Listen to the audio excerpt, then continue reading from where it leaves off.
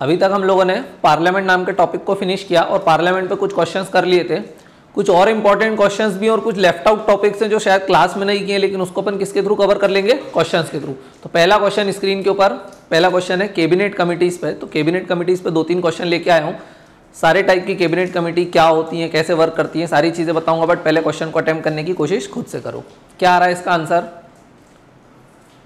जरूरी नहीं है सारे क्वेश्चंस आते हों, अभी तक जितनी ट्रिक्स और टेक्निक सीखी उन ट्रिक्स और टेक्निक को लगा के क्वेश्चन का आंसर लाने की कोशिश करो।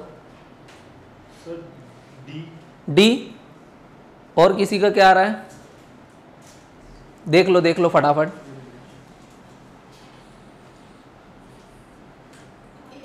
ए। चलो देख लेते हैं, बाकियों का कुछ आ ही नहीं रहा है। Which of the following are the features of cabinet committee? Cabinet committees की बात कर रहा है, ठीक है। ए बी डी आ गया, सी भी किसी का आ रहा है क्या? देख लेते हैं। फर्स्ट स्टेटमेंट क्या बोल रहा है? The rules of business of government provide for their establishment. ये आपको पता है क्या? नहीं भी पता, अभी देख लेते हैं। स्टेटमेंट 2 बोल रहा है they can not take decision and must forward their recommendation to the cabinet for the final decision.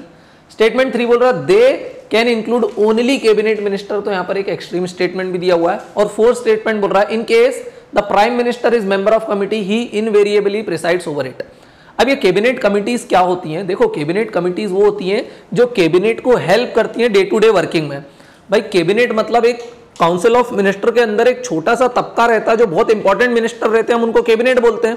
अब वो कैबिनेट खुद से काम कर सकते हैं क्या सारे? तो वो कमिटीज बना लेते हैं। यूजुअली जो कैबिनेट कमिटीज होती हैं उसमें कैबिनेट मिनिस्टर होते हैं, लेकिन ऐसा जरूरी नहीं है कि सिर्फ कैबिनेट मिनिस्टर ही उसका पार्ट होंगे, कोई दूसरा भी उसका पार्ट हो सकता है। अब कैबिनेट कमिटीज 2 टाइप की होती है, एक होती है स्टैंडिंग और एक होती है एडहॉक। स्टैंडिंग जो होती है वो परमानेंट नेचर की होती है, पूरे through out the year work करती है। और एडहॉक होती है, मान लो फॉर एग्जांपल प्राइम मिनिस्टर को लगता है कि मुझे कोई और नई कमिटी बनाने की जरूरत है, so he can create one. So cabinet committee कितने टाइप की हो सकती है? 2, स्टैंडिंग और एडहॉक। अब स्टैंडिंग कमिटीज भी 4 टाइप की है, वो आने वाले क्वेश्चन में अपन और देखेंगे। लेकिन कैबिनेट कमिटी का पर्पस समझ में आ गया, वो गवर्नमेंट को या कैबिनेट को डे टू डे लाइफ में हेल्प करती है। अब सारे डिसीजंस कौन लेता है गवर्नमेंट के? Who take all the decision? Prime minister along with the council of minister बोलने के लिए, या फिर prime minister along with the cabinet. लेकिन कैबिनेट भी क्या सारे छुटपुट डिसीजन भी कैबिनेट लेता बैठेगा क्या? पूरे देश को रन करना है, बहुत सारे डिसीजन है, तो कैबिनेट कमिटी खुद से भी डिसीजन ले सकती है। समझ में आ रहा है? कैबिनेट कमिटी खुद से भी डिसीजन ले सकती है। और क्यों ले सकती है? क्योंकि कैबिनेट कमिटी के मेंबर्स कौन होते हैं? खुद कैबिनेट मिनिस्टर यूजुअली। लेकिन कई बार अगर प्राइम मिनिस्टर चाहे तो इवन आउटसाइडर को भी उसका मेंबर बना सकते हैं, अगर वो उस फील्ड के एक्सपर्ट है तो ये समझ में। अच्छा, लेकिन अगर कैबिनेट कमिटी ने कोई डिसीजन लिया तो क्या उसके डिसीजन को बाईपास किया जा सकता है? क्या उसके डिसीजन को सुपरसीड किया जा सकता है? Answer is yes. कौन उसके डिसीजन को सुपरसीड कर सकता है? अगेन कैबिनेट या prime minister along with council of minister. ये चीज समझ में आ गई।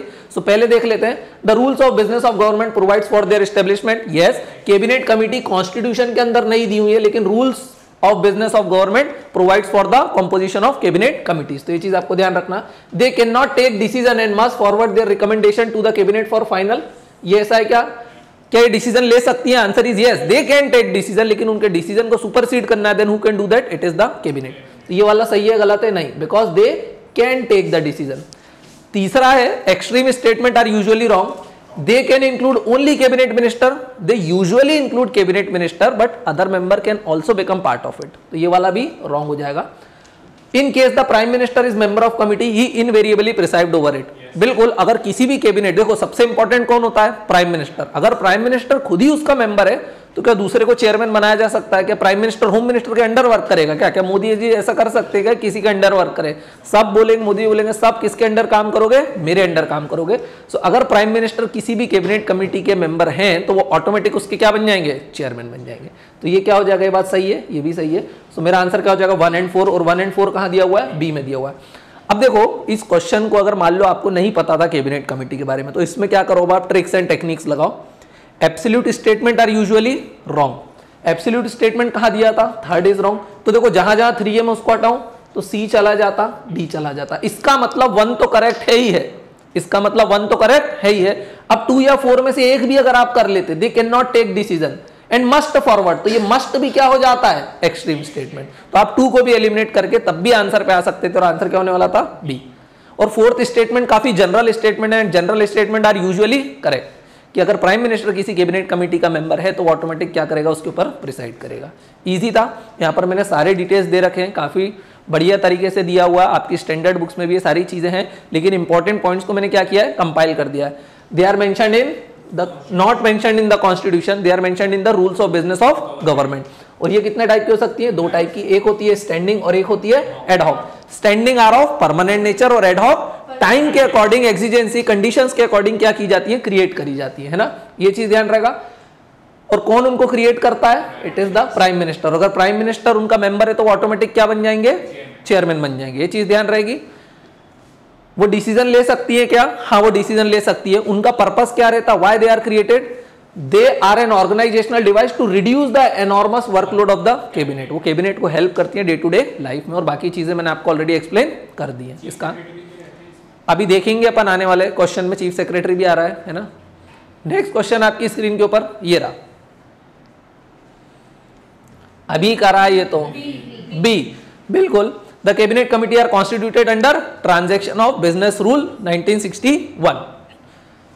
तो इसका आंसर क्या हो जाएगा, बी हो जाएगा। काफी इजी क्वेश्चन था क्योंकि अभी अपन पढ़ चुके हैं। अब यहां पर मैंने कुछ और भी चीजें दी हुई हैं। सारी कैबिनेट कमिटी का चेयरमैन कौन होता है, प्राइम मिनिस्टर। 4 स्टैंडिंग कमिटी है, they are of permanent nature. उनमें से सब के चेयरमैन होते हैं prime minister except one, that is cabinet committee on parliament affairs. और पार्लियामेंट्री अफेयर का चेयरमैन कौन होता है, होम मिनिस्टर। मतलब प्राइम मिनिस्टर कितनी कमिटी का चेयरमैन होता है, 3। सारी के प्राइम मिनिस्टर होते हैं, बोले सारी मतलब टोटल 4 तो हैं, तो सारी के प्राइम मिनिस्टर एक्सेप्ट वन। तो 4 कमिटी में से केवल cabinet committee on parliamentary affair, इसका चेयरमैन कौन होता है, it is the home minister, not prime minister. ध्यान रहेगा। अगर मान लो बाई चांस इस कमिटी में भी प्राइम मिनिस्टर मेंबर बन गए तो फिर क्या होगा, तो फिर प्राइम मिनिस्टर इसका मेंबर बन जाएंगे, बट इसका मेंबर प्राइम मिनिस्टर नहीं होते हैं, इसलिए इसके मेंबर किसको बनाया गया, होम मिनिस्टर को बनाया गया। ये चीज ध्यान रखोगे। नेक्स्ट क्वेश्चन देख लो जल्दी से। पार्लियामेंट्री, इसीलिए क्वेश्चन दोबारा दे दिया कि रिवाइज हो जाएगी। पार्लियामेंट्री अफेयर्स कमिटी का चेयरमैन कौन रहता है, या CC cabinet committee on parliamentary affair, CCPA, इसका चेयरमैन कौन होता है, it is the home minister of India, not prime minister. Prime minister 3 committee का चेयरमैन होता है। अब वो 3 कमिटीज को भी देख ले। सो टोटल कितनी कमिटी है, 4 कमिटी है। स्टैंडिंग, एडहॉक कितनी है, according to the time and exigency prime minister can create as many as he wish, वो जितनी चाहे उतनी क्रिएट कर सकते हैं। तो देख लेते हैं, following are the 4 more important cabinet committees. पहली कमिटी का नाम क्या है, पार्लियामेंट्री अफेयर कमिटी। इसका चेयरमैन कौन होता है पार्लियामेंट्री अफेयर कमिटी का, होम मिनिस्टर। अभी देखा इनका काम क्या रहता है होम मिनिस्टर का। देखो अमित शाह जब लोकसभा में आए थे तो आपने देखा होगा लोकसभा में अमित शाह बहुत बोलते हैं, देखा है, क्यों बोलते हैं, शौक है क्या, नहीं, because he is home minister. और होम मिनिस्टर किस कमिटी के चेयरमैन रहते हैं, पार्लियामेंट्री अफेयर्स कमिटी के चेयरमैन रहते हैं। और उनका काम रहता है ये देखना कि गवर्नमेंट का बिजनेस पार्लियामेंट में प्रॉपर चल रहा है या नहीं चल रहा है। समझ में आ रहा है। तो ये देखता है कि गवर्नमेंट की पार्लियामेंट में चल भी रही है कि नहीं चल रही है। So his work is to look after the progress of the government business in the parliament. ध्यान रहेगा। सिर्फ इस कमिटी का चेयरमैन कौन होता है, होम मिनिस्टर। बाकी सबके कौन होते हैं, प्राइम मिनिस्टर। अब बाकी कमिटीज भी देखें भाई। पहली पार्लियामेंट्री अफेयर्स कमेटी क्या काम है कि गवर्नमेंट का काम कैसा चल रहा पार्लियामेंट में, ये देखेगी। दूसरी कमेटी है political affairs committee. Political affairs committee most important committee. Again इसका चेयरमैन कौन रहेगा, प्राइम मिनिस्टर, क्योंकि बस इसका होम मिनिस्टर, बाकी सबके प्राइम मिनिस्टर। सो पॉलिटिकल अफेयर्स कमेटी, इसके चेयरमैन होते हैं प्राइम मिनिस्टर। ये किससे डील करते हैं, डोमेस्टिक और फॉरेन अफेयर्स से डील करते हैं कि भाई पॉलिटिकल मैटर्स, बोले हमारे विदेशों से संबंध कैसे चल रहे हैं, ये देश के अंदर ही हमारे संबंध कैसे चल रहे हैं। तो ये जो पॉलिटिकल अफेयर्स कमेटी है इसका चेयरमैन कौन है, प्राइम मिनिस्टर। और इनका काम क्या होता है, to look into the policy matter of domestic and foreign affairs.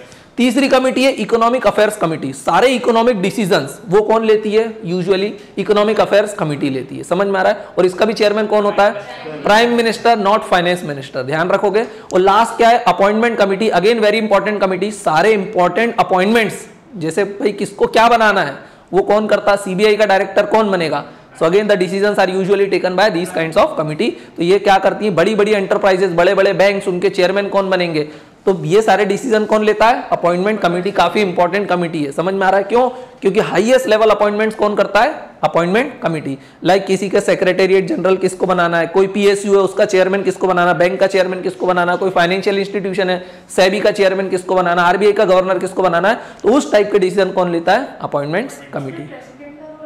President का रोल है क्या यहाँ पे कहीं पे भी? प्रेसिडेंट कुछ भी करेगा क्या? क्या प्रेसिडेंट गवर्नमेंट चलाता है? आर्टिकल 74 बोलता है there should be a prime minister, sorry there should be a council of minister headed by prime minister to aid and advice the president of India. So president तो aid and advice पे work करता है, किसकी? Council of minister की। तो usually all the decision are taken by council of minister headed by prime minister. इसलिए prime minister को क्या बोलते हैं? डी फैक्टो रूलर है वो। नेक्स्ट क्वेश्चन देख लो जल्दी से, राज्यसभा पे क्वेश्चन है। ऑलरेडी आप राज्यसभा कर चुके हो, सभी को कैबिनेट कमेटी समझ में आ गई थी, इजी थी। जो चीजें अपन ने क्लास में नहीं करी हैं उसको क्वेश्चंस के थ्रू फिनिश कर लेंगे। अब इसका आंसर करो फटाफट। सी, चलो देख लेते हैं। और किसी का भी कुछ आ रहा है क्या? ए, चलो देख लेते हैं। The representatives of state in the Rajya Sabha are, भाई राज्यसभा में जो रिप्रेजेंटेटिव रहते हैं, मतलब member of parliament of Rajya Sabha की बात कर रहा है, elected by elected member of state legislative assembly for some states and nominated in certain states. पहला स्टेटमेंट तो ये है, ये सही है या गलत है? देखो राज्यसभा के मेंबर्स कैसे चुने जाते हैं। सो मैं किसकी बात कर रहा हूं? Member of parliament of Rajya Sabha. तो भाई ये कैसे चुने जाते हैं? तो आपको पता, they are elected by indirect election. मतलब सबसे पहले तो इनका क्या होता है? इनडायरेक्ट इलेक्शन होता है। अच्छा, इनडायरेक्ट क्यों होता है? क्योंकि हम लोग चुनते हैं एमएलए, और एमएलए क्या चुनते हैं?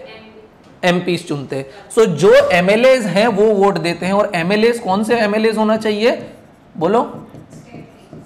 हाँ, जो इलेक्टेड एमएलए और कहां बैठते हैं? वो स्टेट लेजिस्लेटिव असेंबली में बैठते हैं।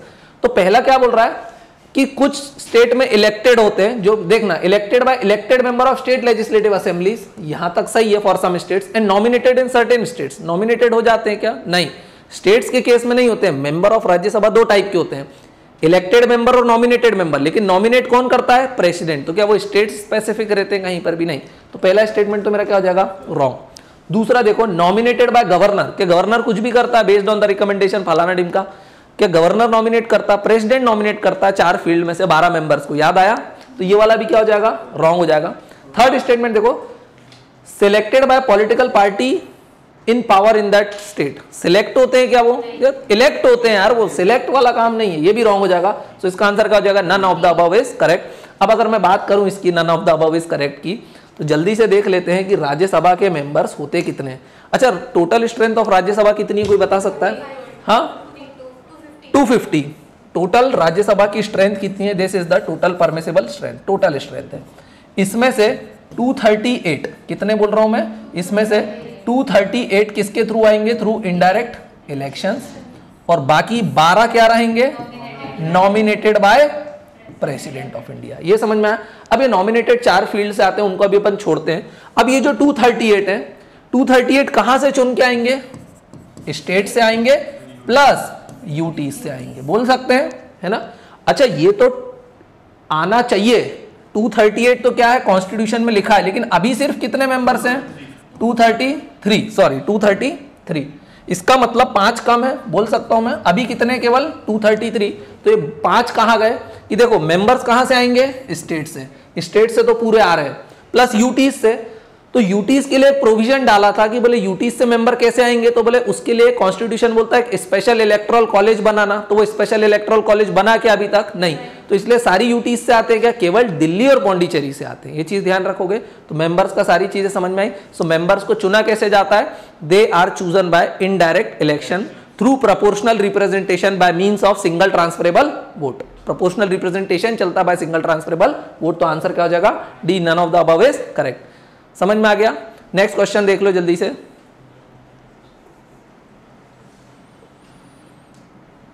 क्या आ रहा है इसका आंसर?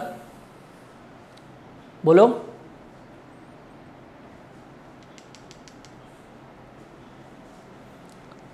अरे इतना टाइम नहीं है, 30 सेकंड में आना है। सी, चलो देख लेते हैं। Consider the following statement. Statement 1 क्या बोल रहा है? Each house of parliament has separate secretarial staff of its own. अब ये सेक्रेटेरियल स्टाफ क्या होता है? भाई जो भी प्रोसीडिंग्स वगैरह होती हैं वो लिखाती हैं, रखाती हैं, उनको हेल्प करना पड़ता है। मेंबर्स अगर बैठते हैं, कोई बिल पे डिस्कशन चलता है तो उनके टेबल पे बिल रखना पड़ता है, फोटो कॉपी करा के। समझ में आ रहा है? तो उनको असिस्टेंस लगता है। ये सब काम मेंबर करेंगे, ये फोटो कॉपी कराने दौड़ रहे हैं, इधर उधर भाग रहे हैं, उनके लिए स्टाफ रख के रखा है। तो है ना? तो दोनों हाउस के पास अपना अपना स्टाफ है। Answer is yes. ये बड़ा कॉमन सेंस वाला क्वेश्चन है। तो स्टेटमेंट 1 इज करेक्ट। दूसरा स्टेटमेंट क्या बोल रहा है, the secretariat of each house is headed bye presiding officer of the house. अब यहां पर कंफ्यूजन है, एक फैक्ट है, क्या इसको प्रिसाइडिंग ऑफिसर हेडेड करता है? Answer is no, it is headed by the secretary general. उसके लिए अपन ने देखा वेल में ऐसा वेल रहता है, उस पर टेबल लगी रहती, बहुत सारे लोग अगल बगल बैठे रहते हैं और बिल्कुल प्रिसाइडिंग ऑफिसर के नीचे एक आदमी बैठता है, that is the secretary general, जो उस सेक्रेटरी का क्या होता है, हेड होता है या चेयरमैन होता है। तो it is headed by secretary general, not the presiding officer. Presiding officer मतलब speaker in case of Lok Sabha and chairman in case of Rajya Sabha या vice president in case of Rajya Sabha. तो क्या प्रिसाइडिंग ऑफिसर हेड करता? Answer is no, it is headed by secretary general. So secretariat is headed by secretary general, याद रहेगा। तो मैं यहां पे क्या लिख दूं, it is headed by secretary general। तो दूसरा स्टेटमेंट तो मेरा क्या हो गया, इनकरेक्ट। देखो दूसरा इनकरेक्ट करते से ही वैसे तो बी सी डी तीनों कट जाएगा, है ना, आंसर ए आ जाएगा, मगर फिर भी अपन थर्ड को एक बार देख लेते हैं। Secretariat of Rajya Sabha was set up in pursuance of the provision of the constitution. ये बात सही है, भले सेक्रेटेरिएट क्यों बनाया, बोले कॉन्स्टिट्यूशन ने ऐसी ऐसी बात कही थी। और डिटेल्स देख लें उसके बारे में अपन जल्दी से। किस आर्टिकल के कारण बनाया राज्यसभा में secretary? Because of article 98। Secretary general, secretary general, secretary general क्या होते हैं, सेक्रेटेरिएट का हेड होते हैं और उनको एक रैंक दी जाती, he hold the rank of cabinet secretary to the government of India. और यही आईएएस ऑफिसर के भी हेड होते हैं, पता है ना, ये आईएएस ऑफिसर के भी क्या होते हैं, हेड होते हैं, ध्यान रखना है। और पार्लियामेंट इनके ऑफिस वगैरह, इनकी सर्विसेज वगैरह को क्या कर सकते हैं, रेगुलेट कर सकते हैं। इजी है। इनको अपॉइंट कौन करता है, president, after consultation with speaker of the house और chairman of the council of states या फिर राज्यसभा। इजी था। नेक्स्ट क्वेश्चन देख लो आपकी स्क्रीन के ऊपर, ये रहा।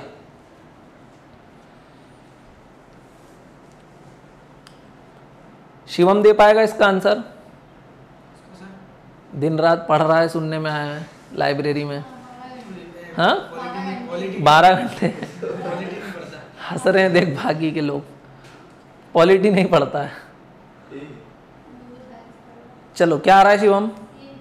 ए, शिवम का नहीं आ रहा, बस बाकी सब बोले जा रहे हैं ए। क्या आ रहा है जल्दी बता। चलो नहीं आ रहा उसको। Member of Lok Sabha from union territories are, भाई मेंबर ऑफ लोकसभा में भी क्या होते हैं, इलेक्टेड मेंबर्स होते हैं। नॉमिनेटेड तो पहले होते थे एंग्लो इंडियंस में से 2, वो अब खत्म हो गया प्रोविजन। अब टोटल मेंबर्स कितने हैं लोकसभा में, 550, और सारे के सारे कैसे हैं, बोले इलेक्टेड। 550 में से कुछ कहां से आते हैं, यूटी से, कुछ कहां से आते हैं, स्टेट से आते हैं। अराउंड 530 कहां से आते हैं, स्टेट। भाई लोकसभा में टोटल स्ट्रेंथ कितनी है, 550।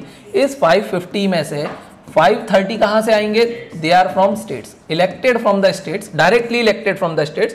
और 20 कहां से आते हैं, यूनियन टेरिटरी से। अब देखना, जब कॉन्स्टिट्यूशन बना था तो उसने नहीं बताया था कि यूटी से जो मेंबर आते हैं वो कैसे आएंगे, और उसने पावर किसको दे दी थी, पार्लियामेंट को। सो पार्लियामेंट ने बाद में लॉ बनाया और बोले यूटी से मेंबर कैसे चुन के आएंगे, क्या तरीका रहेगा। तो पार्लियामेंट ने बोला कि यूटी से भी मेंबर किसके थ्रू आएंगे, थ्रू डायरेक्ट इलेक्शन। किसके थ्रू आएंगे, थ्रू डायरेक्ट इलेक्शन आएंगे। तो ये चीज आपको ध्यान रखना है। तो दिल्ली से जो मेंबर्स आते हैं, जो लद्दाख से मेंबर्स आते हैं, जो जम्मू कश्मीर से मेंबर आते हैं, ये कोई भी यूटी है, चंडीगढ़ से मेंबर्स आते हैं, वो किसके थ्रू आते हैं, थ्रू डायरेक्ट इलेक्शन आते हैं। मगर ये किसने बताया ये provision, parliament by law prescribes this. So पहला बोल रहा nominated by administrator, lieutenant governor. क्या लोकसभा में लेफ्टिनेंट गवर्नर या कोई भी ऐसा नॉमिनेट करता है मेंबर्स, मैंने बताया लोकसभा में नॉमिनेटेड मेंबर्स तो है ही नहीं, ऑल मेंबर्स आर इलेक्टेड। ये गलत हो गया। Chosen by indirect, indirect election होता है क्या, डायरेक्ट इलेक्शन होता है बाय पॉलिटिकल पार्टी पावर, ये सब भी बकवास, क्योंकि इनडायरेक्ट इलेक्शन आते से यहाँ पे कट जाएगा।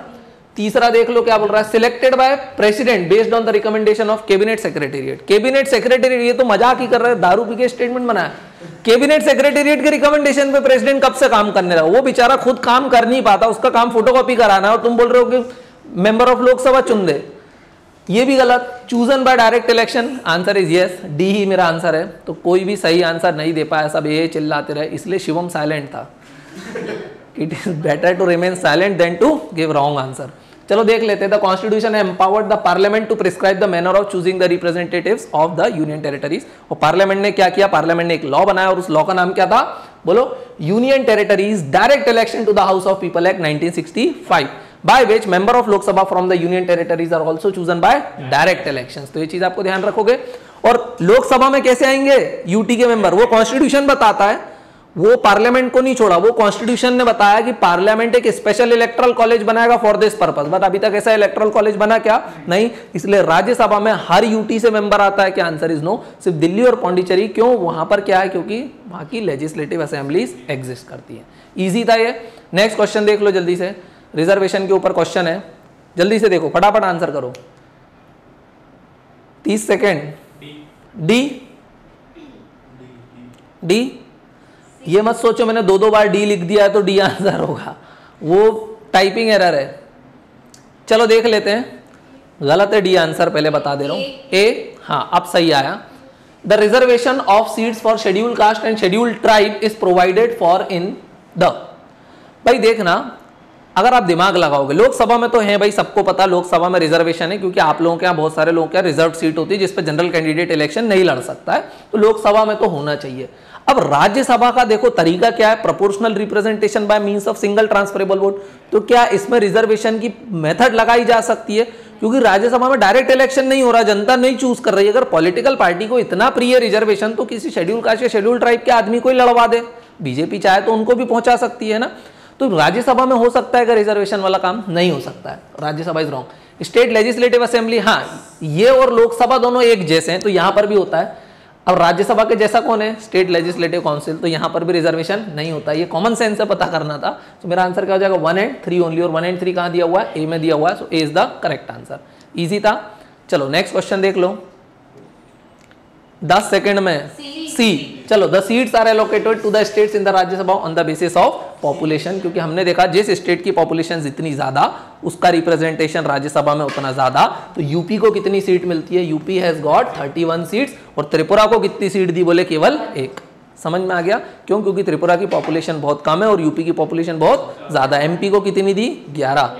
समझ में आया क्यों दी एमपी को 11? क्योंकि एमपी की पॉपुलेशन इतनी है, जिसकी जितनी ज्यादा पॉपुलेशन उसको उतना ज्यादा representation in the Rajya Sabha. Easy था। नेक्स्ट क्वेश्चन देख लो जल्दी जल्दी, इसका आंसर भी फटाफट करो। डी, चलो बिल्कुल। क्यों? इसके जगह क्या आना था? क्या लिख दूं मैं यहाँ पर? डी की जगह में क्या लिख दूं? हाँ, bye means of single transferable vote. हमारे यहाँ पर राज्यसभा में प्रोपोर्शनल रिप्रेजेंटेशन चलता है, लेकिन कैसा? एडिशनल मेंबर सिस्टम, ये हमने कभी पढ़ा ही नहीं, मतलब ये नहीं चलता है। ओवर हैंगिंग सीट सिस्टम, ये भी हमने कभी नहीं पढ़ा। मिक्स्ड मेंबर प्रोपोर्शन, ये भी हमने नहीं पढ़ा। तो हमारे यहाँ क्या चलता है? Proportional representation by means of single transferable vote. तो आंसर क्या हो जाएगा? D, none of the above, क्योंकि ये कहीं पर भी दिया हुआ नहीं है। यहाँ पर मैंने दिया हुआ it is done by STB, और एसटीबी क्या होता है वो यहाँ पर लिखा भी हुआ है, और मैंने ऑलरेडी आपको मेथड एक्सप्लेन कर दी है। नेक्स्ट क्वेश्चन देख लो, इसका आंसर करो फटाफट।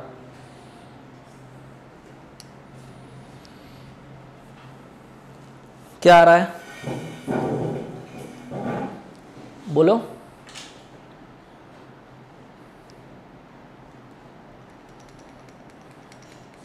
सी, चलो देख लेते हैं। For the purpose of holding direct election to the Lok Sabha, each state is divided into territorial constituency, what is the basis of this division? Question समझ में आया कि नहीं? क्या बोल रहा है कि अगर लोकसभा में इलेक्शन करवाना है तो हर स्टेट में डिफरेंट डिफरेंट कॉन्स्टिट्यूएंसीज रहती है। जैसे अपने एमपी में कितनी सीट्स हैं लोकसभा की? 29 है ना। तो अगर मध्य प्रदेश के अंदर, अगर अपने मध्य प्रदेश के अंदर 29 सीट्स हैं, तो ये किस बेसिस पर 29 सीट्स इसको दी हुई हैं? यूपी में कितनी है? बोले उत्तर प्रदेश में 80 सीटें। क्यों? बोले क्योंकि यूपी की पॉपुलेशन ज्यादा है। दिल्ली में कितनी है? बोले दिल्ली में केवल 7 सीटें। ऐसा क्यों? बोले दिल्ली की पॉपुलेशन कम है, जिसकी पॉपुलेशन जितनी ज्यादा उसको उतनी ज्यादा सीट्स मिलती हैं। ये तो सिंपल तरीका है। अब सीट बांटने का तरीका क्या है? तो देखो, सबसे पहले तो ध्यान रखते हैं कि जिस स्टेट की पॉपुलेशन ज्यादा, उस स्टेट को उस प्रपोर्शन में सीट दी जाए। एक तो तरीका ये है, प्लस दूसरा कि मध्य प्रदेश की फॉर एग्जांपल पॉपुलेशन कितनी है? मैंने मान लिया 10 करोड़। कितनी पॉपुलेशन है? 10 करोड़। और अभी 29 की जगह मैं एक अप्रोक्सीमेट फिगर निकाल दूं कि भाई मैं कितनी बोल के चल रहा हूं, 30 सीट्स हैं। सो 10 करोड़ पे मैंने कितनी सीट दी है? 30 सीट दी है। तो मैं चाहता हूं कि ये जो 30 कॉन्स्टिट्यूएंसी है, जैसे खंडवा एक लोकसभा क्षेत्र है, नर्मदापुरम लोकसभा क्षेत्र है, इंदौर लोकसभा क्षेत्र है, खरगोन लोकसभा क्षेत्र है, सतना लोकसभा क्षेत्र हो या ग्वालियर है, तो ये जो हर लोकसभा क्षेत्र है, क्या ये ज्योग्राफिकल एरिया से डिफाइन होता है? Answer is no. इंदौर का लोकसभा क्षेत्र बहुत छोटा है। लोकसभा क्षेत्र छोटा है क्यों? क्योंकि इंदौर में पॉपुलेशन ज्यादा है।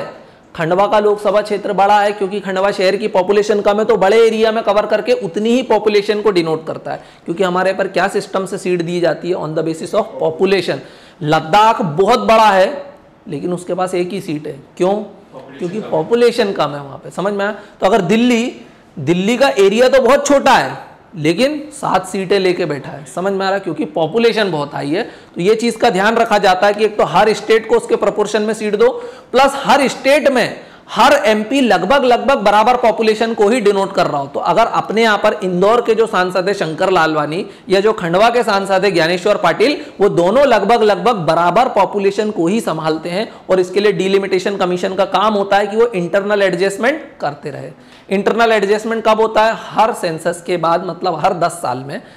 फॉर एग्जाम्पल इंदौर से महू को हो सकता निकाल के कहीं और भेज दें, खरगोन भेज दें। क्यों? क्योंकि इंदौर में बोले पॉपुलेशन बहुत बढ़ गई है, तो हर मेंबर लगभग बराबर सीट्स या बराबर पॉपुलेशन को संभाले, ये चीज का ध्यान रखा जाता है। तो यहां पर दोनों स्टेटमेंट करेक्ट है। तो फर्स्ट स्टेटमेंट देख लेते हैं, each state is allotted to number of seat in the Lok Sabha in such a manner that the ratio between the number and its population is same for all the state। ये बात सही है कि हर state को उतनी seat देते हैं लोकसभा में कि ध्यान रखा जाता है कि जो उसका नंबर है और जो उसकी पॉपुलेशन है, मतलब अगर एक सीट पे 10 करोड़ संभाल रहे हो, एक सीट पे 1 करोड़ लोग हैं, तो हर स्टेट में यही चलता रहा है। ये बात सही है, ये बात बिल्कुल सही है। तो ये बात सही है, ईजी है। नेक्स्ट देख लो, सेकंड स्टेटमेंट क्या बोल रहा है? Each state is divided into territorial constituency. हाँ, जैसे एमपी को 29 कॉन्स्टिट्यूएंसीज में डिवाइड किया गया, in a manner that the ratio between the population of each constituency and the number of seats allotted to the same is throughout the state. कि खंडवा वाला भी इंदौर वाले के बराबर ही पॉपुलेशन लेके बैठा हुआ है। तो यहां पर मेरे दोनों स्टेटमेंट करेक्ट हो जाएंगे और आंसर क्या हो जाएगा? सी, बोथ 1 and 2। समझ में आया ये क्या होता है? ईजी था। चलो नेक्स्ट क्वेश्चन देख लो। ये एक बार ये देखो, इसका आंसर क्या दिया हुआ है मैंने यहाँ पे, the constitution ensure that there is uniformity of representation in 2 respect. बोले 2 तरीके में यूनिफॉर्मिटी होना चाहिए बिटवीन डिफरेंट स्टेट। बोले हर स्टेट की जितनी पॉपुलेशन ज्यादा उसको उतनी सीट दो। तो बोले पहला तरीका आप ये मेक श्योर करना। और दूसरा, between different constituency in the same state. बोले हर स्टेट में हर एमपी बराबर पॉपुलेशन को ही लेके बैठा हो। क्यों ऐसा क्यों किया कि स्टेट में भी वो यूनिफॉर्मिटी मेंटेन रखी? क्योंकि जब लोकसभा में वोट होता है तो जो लोकसभा का मेंबर वोट देता है तो वो बराबर पॉपुलेशन को बताता है, क्योंकि हर लोकसभा के मेंबर के वोट की वैल्यू क्या होती है? इक्वल होती है, 1 होती है। तो ऐसा नहीं हो कि इंदौर वाला वोट दे तो बोले मैं तो 50 लाख लोग लेके बैठा था और खंडवा वाला बोले हम तो 10 लाख लेके बैठे थे। बोले खंडवा वाला भी लगभग 50 लाख लोगों को रिप्रेजेंट कर रहा है और इंदौर वाला भी 50 लाख लोगों को रिप्रेजेंट कर रहा है। समझ में आ गया? ईजी था ये क्वेश्चन। चलो नेक्स्ट क्वेश्चन देखो, इसका आंसर करो।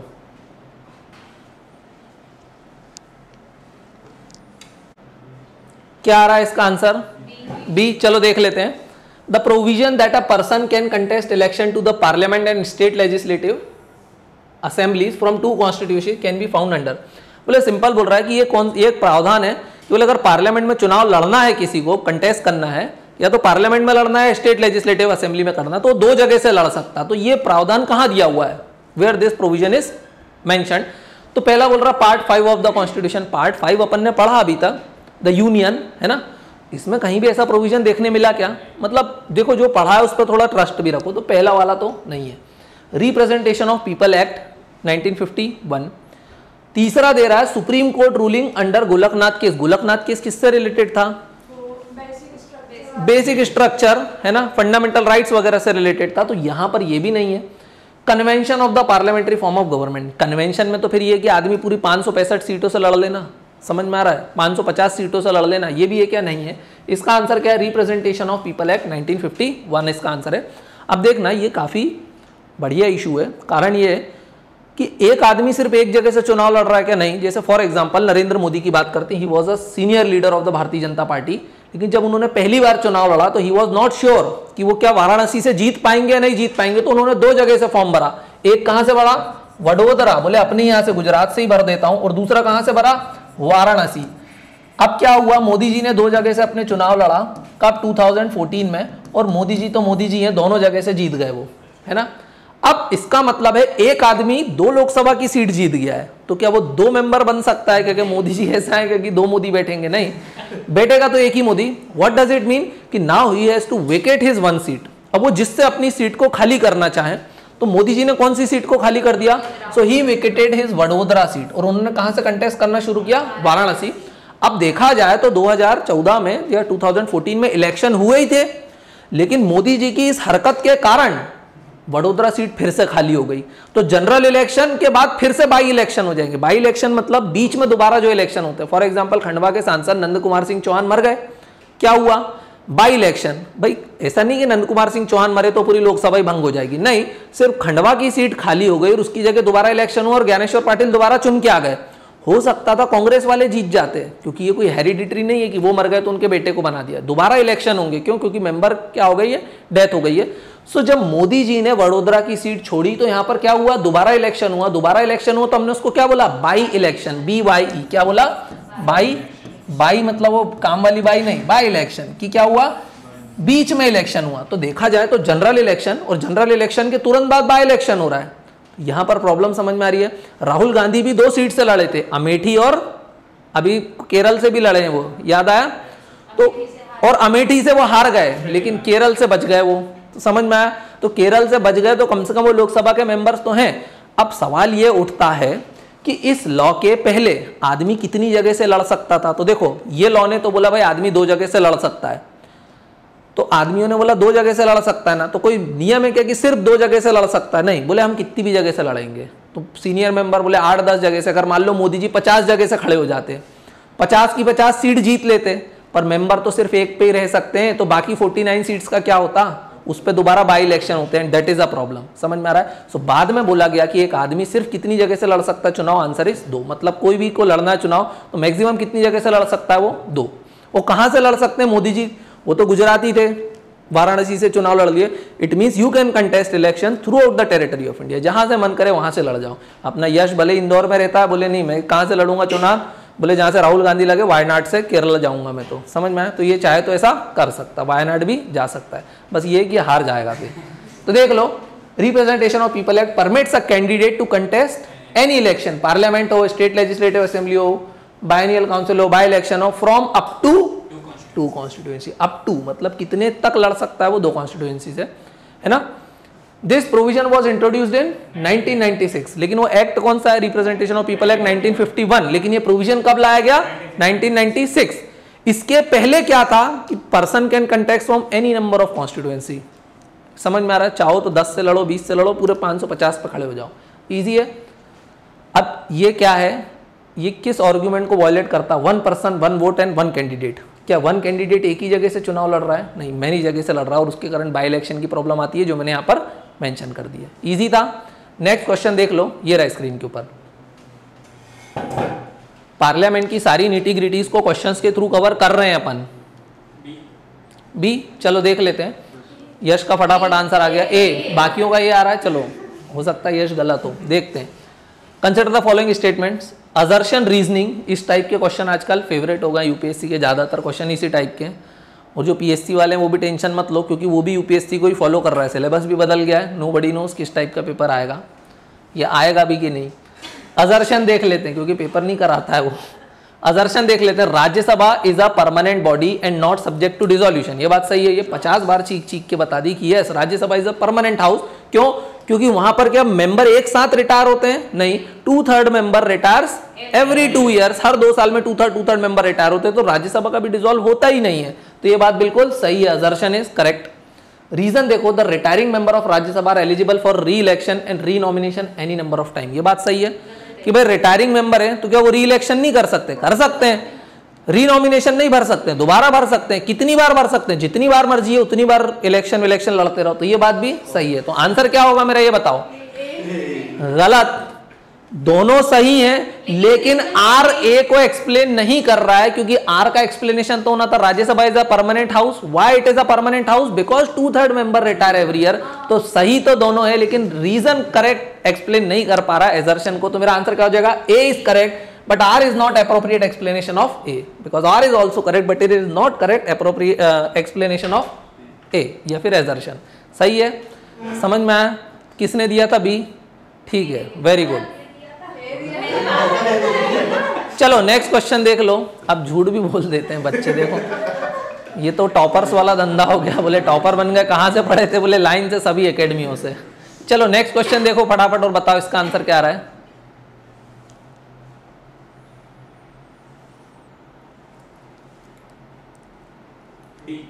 क्या आ रहा है, डी। चलो देख लेते हैं, after the dissolution of Lok Sabha, Lok Sabha क्या हो गई है, भंग हो गई है, डिसॉल्व हो गई है। तुम लोग जब से मैं देख रहा हूँ सब लाइन से गलत पे गलत आंसर करे जा रहे हो। तुमने क्या पढ़ा, मैंने मैसेज भी किया था ग्रुप में, रिवाइज कर लेना।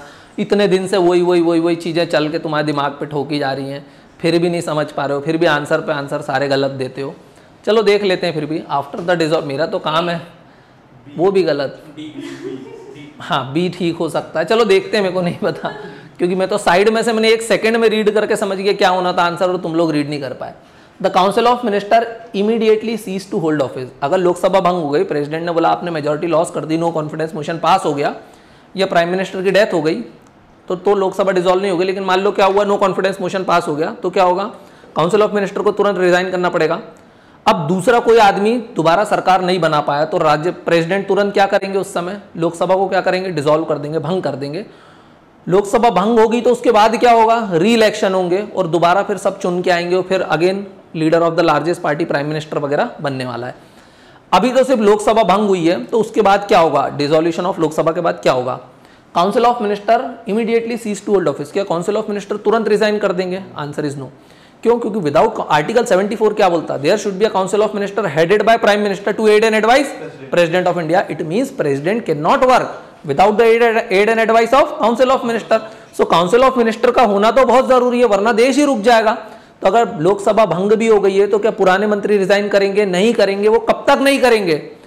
प्राइम मिनिस्टर मोदी जब आए थे तो उसके 1 दिन पहले तक भी doctor Manmohan Singh was the prime minister, बोल सकते हैं। क्यों ऐसा बताओ, क्यों ऐसा हुआ था, क्यों, क्योंकि प्रेसिडेंट बिना काउंसिल ऑफ मिनिस्टर के वर्क नहीं कर सकता। तो जो डे टू डे लाइफ में देखते हो कम से कम उसको समझ के तो क्वेश्चन करो। तो ये बात तो गलत हो जाएगी क्योंकि इमीडिएटली रिजाइन नहीं करेंगे। वो कब तक रिजाइन नहीं करेंगे, जब तक नए प्राइम मिनिस्टर ओथ नहीं ले लेते या नए काउंसिल ऑफ मिनिस्टर्स ओथ नहीं ले लेते। The president continues to work as per the aid and advice of the previous council of minister until a new council of minister is constituted. This is the correct answer. अच्छा वैसे देखना, council of minister aid and advice is the president and aid and advice given by council of minister is binding upon the president। लेकिन अगर लोकसभा भंग हो गई है तो अब जो aid and advice council of minister president को दे रहे हैं दैट इज नॉट बाइंडिंग। समझ में आ रहा है। हो सकता है प्रेसिडेंट ने लोकसभा को डिसॉल्व कराओ because you have lost the majority. अब तुम रिजाइन नहीं कर रहे हो तो जाओ मैं क्या करता हूं, I am dissolving the Lok Sabha because president has this power also to dissolve the Lok Sabha. President ने लोकसभा को डिसॉल्व करी तो अब तो काउंसिल ऑफ मिनिस्टर ऊट पटांग एडवाइस देने लगेंगे प्रेसिडेंट को कि अब आप कूद के मर जाओ। तो क्या प्रेसिडेंट वो कर लेंगे कि बाइंडिंग है मेरे ऊपर, नहीं, तो प्रेसिडेंट बोलेंगे now I am not binding. क्यों, because you have lost the majority and Lok Sabha is dissolve. तो ध्यान रखोगे तो प्रेसिडेंट अभी भी काम करेंगे किसके कहने पर, प्रीवियस काउंसिल ऑफ मिनिस्टर के, जब तक नई काउंसिल ऑफ मिनिस्टर चुन के नहीं आ जाती। थर्ड बोल रहा, सी बोल रहा the president appoints an ad hoc council of minister to advice him. Ad hoc मतलब टेम्परेरी बेसिस पे। तो क्या प्रेसिडेंट मन से ये सब कर लेंगे? कोई अमेरिका के राष्ट्रपति हैं क्या जो एडहॉक बना देंगे और बोलेंगे आप मुझे एडवाइस करो? तो अपने घर वालों को ही बना देंगे, बोलेंगे करो मुझे एडवाइस, पूरा कॉन्स्टिट्यूशन बदल के रख देंगे। तो ऐसा हो सकता है? नहीं हो सकता है।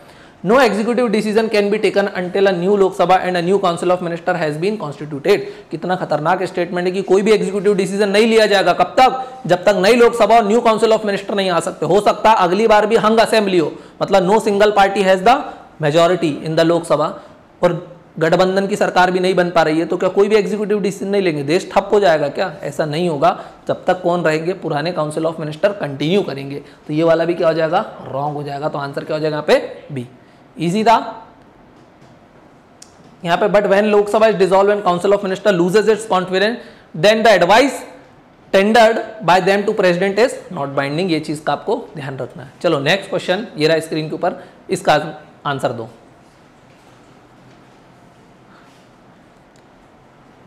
इजी आंसर है। ऑफिस ऑफ प्रॉफिट कई बार पढ़ चुके हैं। ऑफिस ऑफ प्रॉफिट पे बड़ा इजी क्वेश्चन है। इसका आंसर सब लोग सही करो।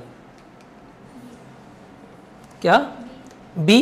चलो आ चुका है बी आंसर, बाकी लोग तो रीड ही करते रह जाएंगे। कंसिडर द फॉलोइंग, हाँ डी है। चलो देखते हैं क्या है। Consider the following statement about the office of profit. असल में मैं साइड में जाके रीड करता हूँ क्वेश्चन, इतने में तो उन्होंने आंसर ही कर दिया। देख लेते हैं।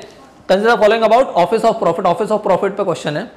पहला बोल रहा था term has been defined in the constitution of India. What is this office of profit? क्या डिफाइंड है कि अगर आपने ये सीट होल्ड करी तो ऑफिस ऑफ प्रॉफिट मानेंगे? नहीं, it is not defined in the constitution. Constitution में डिफाइंड नहीं है, बड़ी वेग टर्म है ये।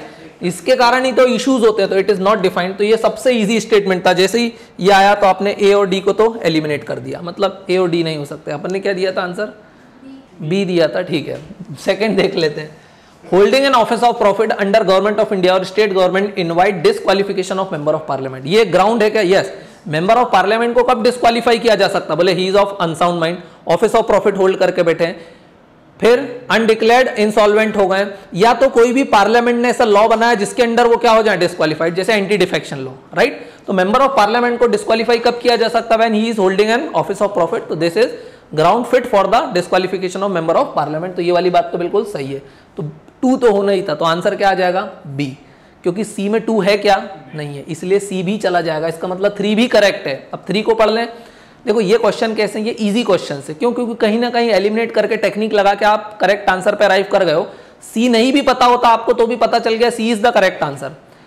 Parliament prevention of disqualification act exempt certain post from being recorded as office of profit. हाँ, कुछ पोस्ट को ऑफिस ऑफ प्रॉफिट से क्या कर दिया जाता है, एग्जेम्प्ट। जैसे अगर आपको प्रेसिडेंट का चुनाव लड़ना है और अगर आप ऑलरेडी वाइस प्रेसिडेंट हो या प्रेसिडेंट हो या मेंबर ऑफ पार्लियामेंट हो, तो उनको ऑफिस ऑफ प्रॉफिट नहीं माना जाता, बिकॉज दे आर एग्जेम्प्टेड। उनको छूट दे रखी है कि ये सीट इस पोस्ट के लिए ऑफिस ऑफ प्रॉफिट कंसिडर नहीं होगी। तो ये चीज सही है, ये बात बिल्कुल सही है, और ये आप 50 बार पढ़ चुके हो। तो इसका आंसर क्या हो जाएगा, B, that is 2 and 3 only. समझ में आ गया। नेक्स्ट क्वेश्चन देख लो। अच्छा, ऑफिस ऑफ प्रॉफिट कहां दिया हुआ है, 1021 सब क्लॉज ए में दिया हुआ of the constitution, which bars a member of Indian Parliament from holding an office of profit that would give the occupant opportunity to gain a financial advantage or benefit from the government of India or state government or any authority working under the government। समझ में आ गया है ना। पे purse other benefits और बाकी सारी चीजें मैंने यहाँ पर मेंशन की हुई है, आराम से इसको देख लेना। हट जाता हूँ, समझ गए। नेक्स्ट क्वेश्चन स्क्रीन के ऊपर ये रहा, इस क्वेश्चन को आंसर करो। बड़ा आसान क्वेश्चन है, ठीक है। अभी अपन ने जुडिशरी स्टार्ट नहीं किया, पर क्वेश्चन आसान है क्योंकि अपन रिट ज्यूरिसडिक्शन वगैरह फंडामेंटल राइट्स में ऑलरेडी पढ़ चुके हैं। आंसर आ चुका है D, and D is the correct answer. Dispute relating to the election of member of parliament and state legislature and the enforcement of fundamental right of citizen come under which of these jurisdiction of high courts. देखो, अगर आपको नहीं पता है कि election से related matter हो अगर पार्लियामेंट या स्टेट लेजिस्लेचर से, तो उनको कौन डील करेगा, लेकिन आपको ये पता है कि फंडामेंटल राइट अगर वायलेट हुआ है तो you can directly move to supreme court, even high court भी जा सकते हो अंडर आर्टिकल 226। तो इसका मतलब क्या हाई कोर्ट जाने के लिए आपको किसी अपील की जरूरत है क्या? देखो, आप हाई कोर्ट डायरेक्ट नहीं जा सकते। चोरी करी तो ये नहीं बोलना कि डिस्ट्रिक्ट जज बिक गया इसलिए मैं डायरेक्ट हाई कोर्ट के पास जाऊंगा, because you can not go to directly high court. पहले आपको वे ऑफ अपील के थ्रू जाना पड़ेगा। पहले डिस्ट्रिक्ट कोर्ट में जाओ, फिर वे ऑफ अपील के थ्रू कहां जाओगे आप, हाई कोर्ट। लेकिन अगर आपका फंडामेंटल राइट वायलेट हुआ तो आप हाई कोर्ट तो छोड़ो, आप सुप्रीम कोर्ट भी डायरेक्ट जा सकते हो। सो ये क्या होता है, this is part of original jurisdiction, मतलब आप किसी वे ऑफ अपील के लिए नहीं जा रहे हो, आप डायरेक्टली उसके पास जा सकते हो। समझ में आ गया। सो इसका आंसर क्या है, ओरिजिनल ज्यूरिसडिक्शन। अच्छा, रिट ज्यूरिसडिक्शन का मतलब क्या है? रिट्स तो कहां आती है, फंडामेंटल राइट्स के केस में आती है, लेकिन यहाँ पे फंडामेंटल राइट्स के साथ और राइट्स भी दिए हुए, लाइक हाँ बोलो, election of member of parliament and state legislature. तो अगर यहां भी जाना है आपको तो this is also the original jurisdiction of high court. Appellate jurisdiction का मतलब क्या होता है, लोअर कोर्ट ने अपील के थ्रू जा रहे हो आप, लोअर कोर्ट ने डिसीजन दिया, बोले फांसी की सजा, बोले गलत, हाई कोर्ट चलेगा। हाई कोर्ट ने बोला फांसी, गलत, बोले सुप्रीम कोर्ट चलेगा। सुप्रीम कोर्ट ने बोला फांसी, अब डर गए, क्यों? क्योंकि अब फांसी हो सकती है, फिर प्रेसिडेंट के पास जाओगे। तो एपेलेट ज्यूरिसडिक्शन मतलब गलत। रिविजनल ज्यूरिसडिक्शन मतलब आपको लगता है लोअर कोर्ट अपने ज्यूरिसडिक्शन से बाहर निकल के डिसीजन दे रही है, तो आप क्या कर सकते हो, सर्श्योररी वगैरह लगा दो, प्रोहिबिशन लगा दो, रिट्स का यूज कर लो। This is revisory jurisdiction. और इवन रिवाइजरी का मतलब ये भी होता है कि हाई कोर्ट ने कोई डिसीजन दिया, सुप्रीम कोर्ट उसको चेंज कर सकता है। हाई कोर्ट ने बोला कि भाई ठीक है, सबरीमाला में बोले वुमेन की एंट्री नहीं होगी, सुप्रीम कोर्ट ने बोला भाई होगी, तो this is revisory jurisdiction. So high court के पास भी रिवाइजरी ज्यूरिसडिक्शन होते हैं लोअर कोर्ट्स के लिए, लेकिन सुप्रीम कोर्ट के डिसीजन को ओवरटर्न कर सकते हैं, आंसर इज नो। एक चीज और ध्यान रखना, जब वकील चुनाव लड़ते हैं तो वो बहुत पढ़ाई करते हैं, बुक्स वगैरह देखिए खूब सारी। ऐसा क्यों? अगर मान लो किसी हायर कोर्ट ने किसी मैटर के ऊपर कोई डिसीजन दे दिया है, अब वैसा ही केस जब दोबारा आता है ना, तो अगर सुप्रीम कोर्ट ने कोई डिसीजन दिया है तो लोअर कोर्ट्स वाले वो डिसीजन को कोट करते कि देखो सुप्रीम कोर्ट ने इस केस में ऐसा डिसीजन दिया था, तो आप भी क्या करो, ये डिसीजन दे दो। समझ में आया? कोर्ट ऑफ रिकॉर्ड्स, उसको क्या बोला जाता है, court of records. So higher courts act as court of records. तो supreme court at the top, high court उसके नीचे। ऐसा नहीं कि सुप्रीम कोर्ट में केस लड़ने का तो हाई कोर्ट के कोर्ट ऑफ रिकॉर्ड्स दिखाने लगे, नहीं।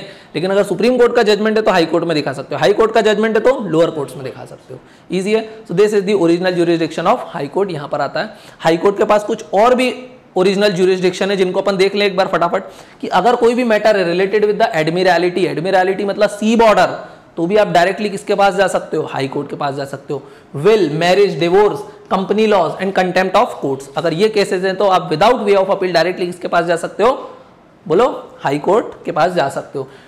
Dispute relating to election of member of parliament and state legislature, ये भी यहां पर दिया हुआ है। कोई भी मैटर है रिगार्डिंग रेवेन्यू मैटर है तो भी आप कहां जा सकते हो, डायरेक्टली हाई कोर्ट के पास। अगर फंडामेंटल राइट्स वायलेट हुए तो भी आप डायरेक्टली कहां जा सकते हो, हाई कोर्ट के पास, है ना। और भी बहुत सारे मैटर दिए हुए हैं। कुछ बार कभी कभी सिर्फ 4 हाई कोर्ट, कौन सी, कलकत्ता, बॉम्बे, मद्रास और दिल्ली, बड़े बड़े हाई कोर्ट्स हैं, पुराने हाई कोर्ट्स हैं।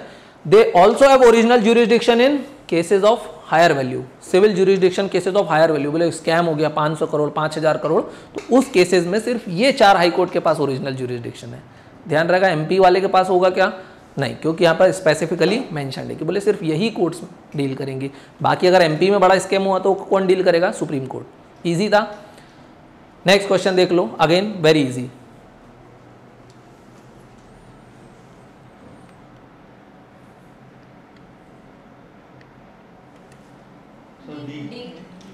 डी, चलो देख लेते हैं क्या बोल रहा है क्वेश्चन। डी आ रहा है आप लोगों का आंसर, सही है गलत देखते हैं। Under the constitution a person can be disqualified for being elected as member of parliament if, constitution के अंदर, ये वर्ड को ध्यान रखना कि अंडर द कॉन्स्टिट्यूशन पर्सन कब डिस्क्वालीफाई हो जाएगा, being a member of parliament. He holds an office of profit under the union और स्टेट गवर्नमेंट, ये बात सही है, हाँ वो अभी अपन ने आर्टिकल भी देखा था, बिल्कुल बात सही है, लेकिन ऑफिस ऑफ प्रॉफिट कहीं भी डिफाइंड है, answer is no. He was dismissed from government service for corruption और disloyalty to the state, ये ग्राउंड है क्या, चलो वैसे तो ये है, बट अभी मैं इसको डाउट में रखता हूँ, बताऊंगा इसको इंटरप्रेट कैसे करना, तो इसको अभी मैं कहाँ रख देता हूँ, डाउट में। लेकिन मेरा 1 सही है, इसका मतलब मेरा बी तो एलिमिनेट हो चुका है।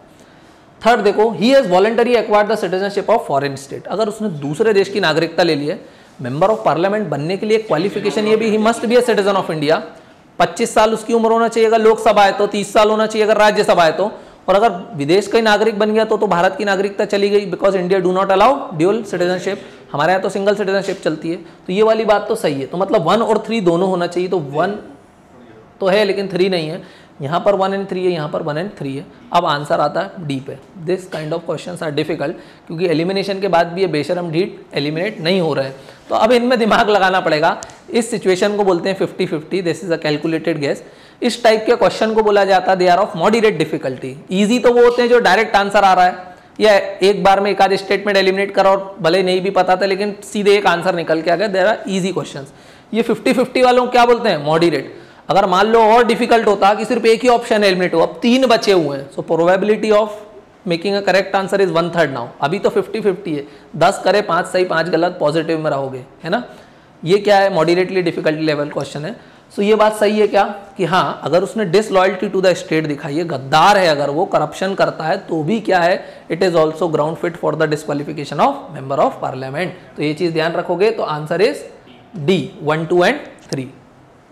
समझ में आ गया। अगर ये सब काम करोगे तो क्या हो जाओगे आप, डिस्क्वालीफाई हो जाओगे, है ना। नेक्स्ट क्वेश्चन देख लो क्या आ रहा है इसका, सी। चलो देख लेते हैं। As per the constitution any question regarding disqualification arousing out of defection is to be first decided by, गधे हो तुम लोग। इसका आंसर क्या हो जाएगा, बी। बिल्कुल, ए सी डी सब दे के रख दिए मूर्खों ने, लेकिन जो सही था वो छोड़ दिया।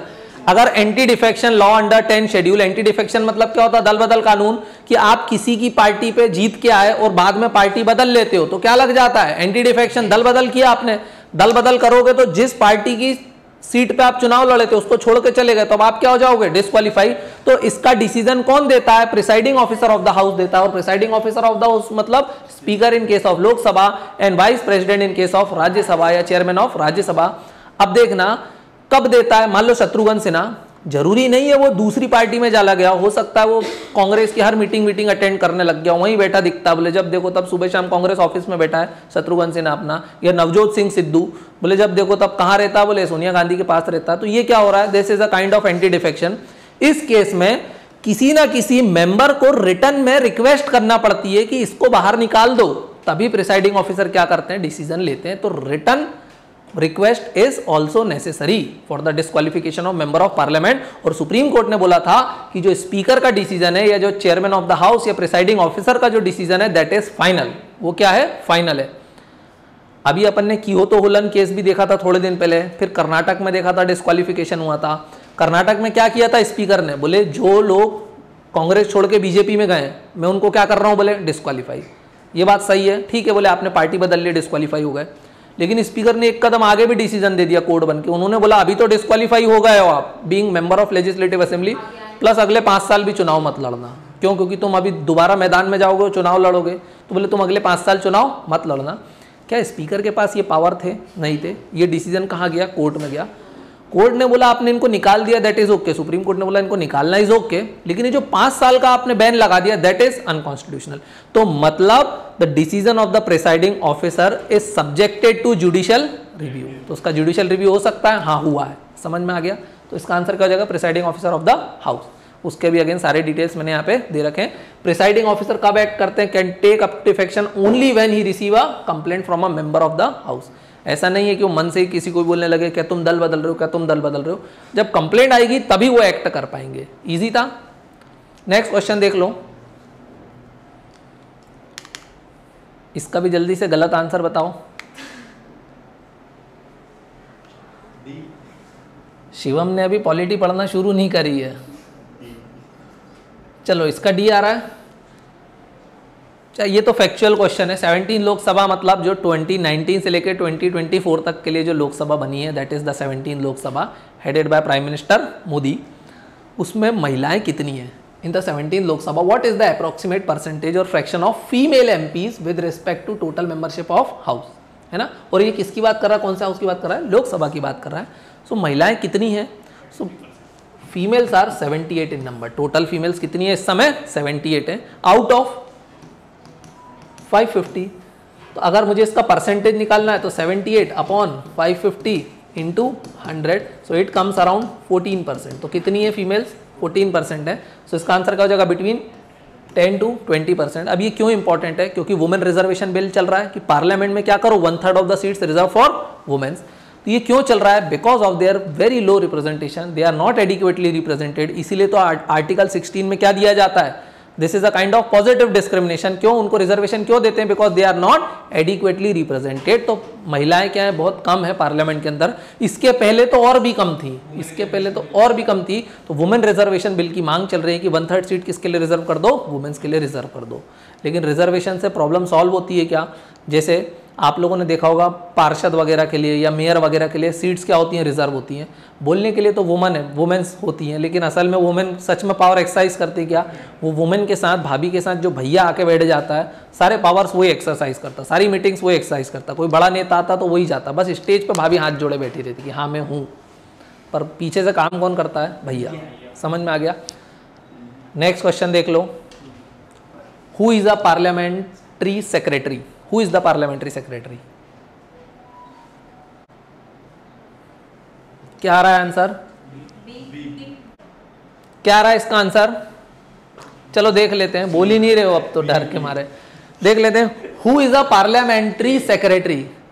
Assist a minister in his or her duties. Head the Lok Sabha secretariat.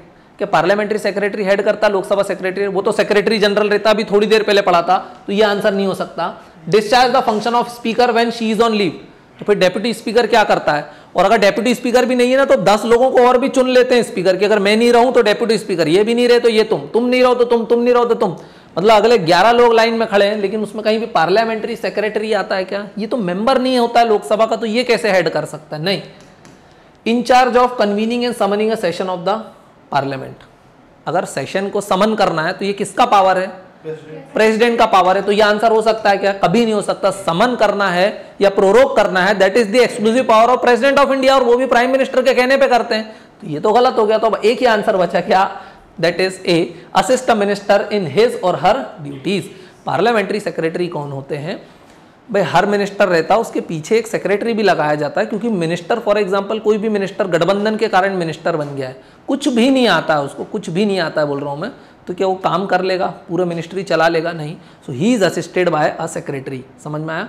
अब ये क्वेश्चन उठा था टोटल काउंसिल ऑफ मिनिस्टर्स कितने हो सकते हैं of the total strength? There is a limit of 15%.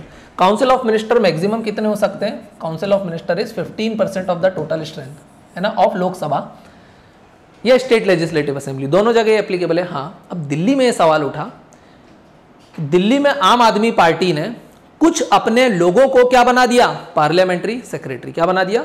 या उन्होंने क्या बना दिया? लेजिस्लेटिव सेक्रेटरी बना दिया. उसके पैरेलल पोस्ट है. अब देखना, एक होता है काउंसिल ऑफ मिनिस्टर या कैबिनेट मिनिस्टर, उसके नीचे अपन ने देखा था मिनिस्टर ऑफ स्टेट भी होता है.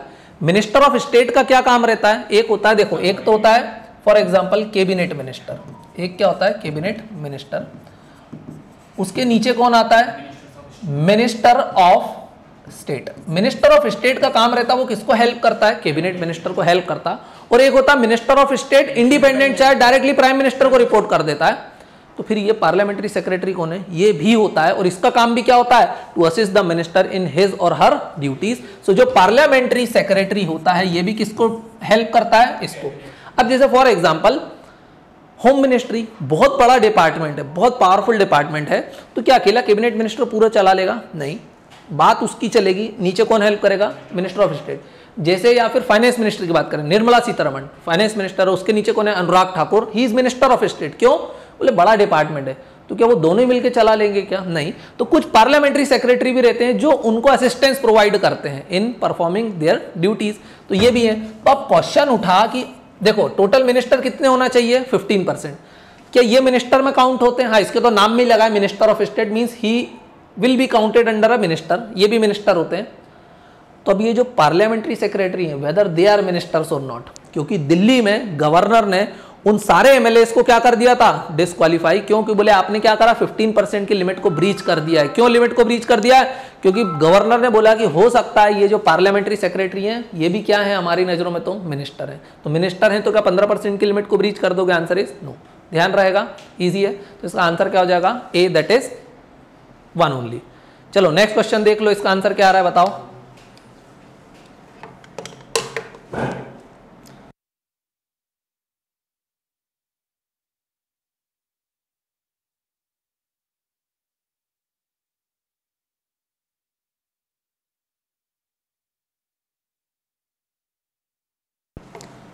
क्या आ रहा है इसका? ए. चलो देख लेते हैं, माइक बंद था, don't worry. Consider the following statements.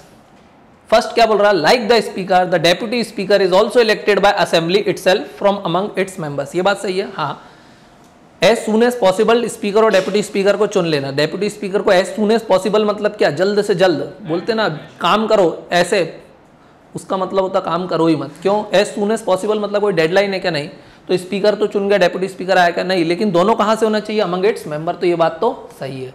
दूसरा देखो, the speaker nominates a panel of chairman of eminent citizen from outside of the parliament to guide the affair of the house. ये बात सही है? नहीं, दिस इज रॉन्ग. अगर speaker नहीं है तो then who will preside over the meeting of the Lok Sabha? Deputy speaker. Deputy speaker Modi ji ने बनने ही नहीं दिया. तो speaker nominates a panel of chairman of eminent members, not citizens. यहां पर क्या आएगा?